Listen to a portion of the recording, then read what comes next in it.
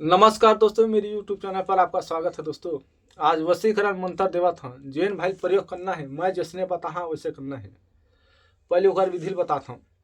तोला ले लगी 7 ठा बंगला पान, 7 सुपारी, 7 हल्दी, 7 लौंग इलायची, 7 नींबू, चूड़ी पाट, बंधन, सिंदूर, 16 श्रृंगार और 1 ठा लाल मुर्गा। अतना सामान लगी। अतः वो लड़की के फोटो मतलब पुतला बनाना है। पुतला बनाए के बाद कहूँ भी रहे लड़की है, 3 घा मंत्र पढ़ के वो पुतला में फूक मारवे। फूक मारे के बाद कारी पीली चावल फिर मारवे। ओकर बाद लाल मुर्गा काट के पूरा खून में नहवा दे पुतला ला। वो कहूँ भी रहे लड़की वो वापस आ जाही और वशीकरण हो जाही। आकर मैं मंत्र बताता हूँ।